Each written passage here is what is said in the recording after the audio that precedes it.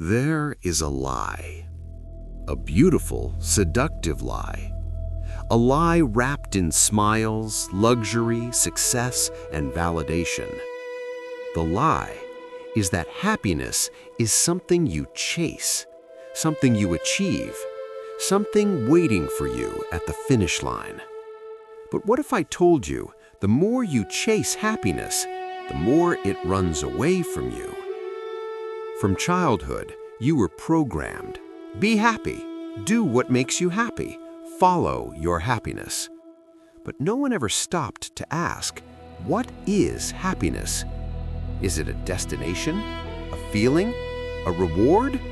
Or is it something far more dangerous than you realize?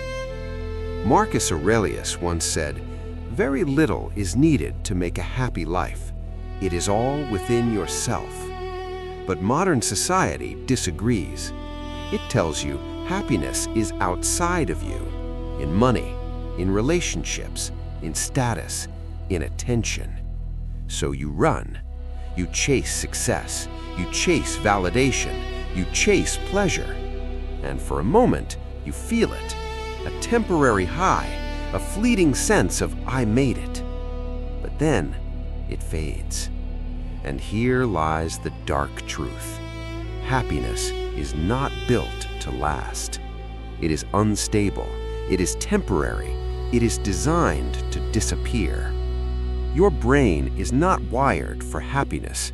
It is wired for survival. Your ancestors did not survive by being happy. They survived by being alert, cautious, dissatisfied. Because dissatisfaction kept them alive. So when you achieve something, your mind says, "Good, now what's next?" Not "stay here forever." You run harder, you achieve more, but emotionally, you stay in the same place. The new car excites you for a while. The new relationship thrills you for a while.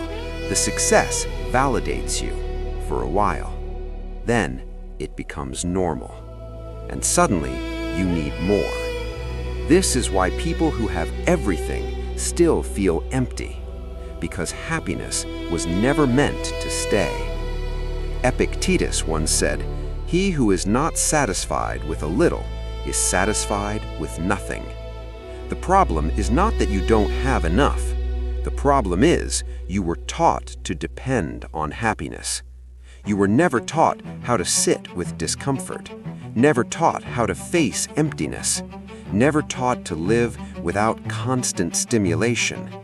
So now, silence feels unbearable, stillness feels like failure, and discomfort feels like something is wrong. But what if nothing is wrong?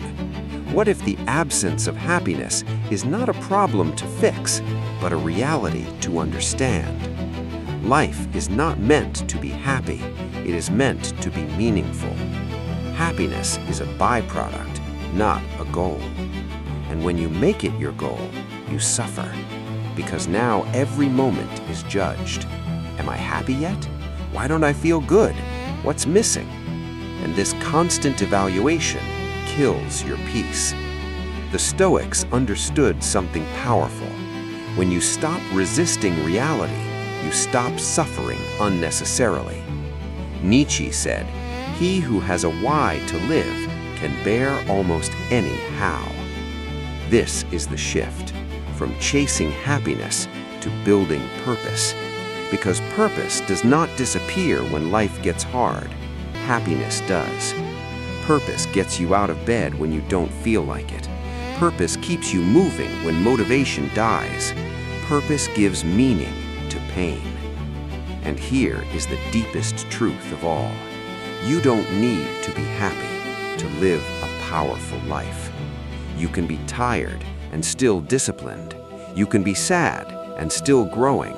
You can feel lost and still moving forward. Happiness is optional, but meaning is everything. The moment you stop chasing happiness, you become free. Free from comparison, free from dissatisfaction, free from the illusion that something is missing. And ironically, That is when a deeper form of happiness appears. Not loud, not explosive, not dependent, but quiet, stable, unshakable. A calm acceptance of life as it is. Happiness is not something you chase. It is something that visits you when you stop needing it. So stop asking, how do I become happy? Start asking, how do I become stronger? How do I become meaningful? How do I become disciplined? Because when you build a life of meaning, happiness becomes a side effect. And that is the truth no one tells you.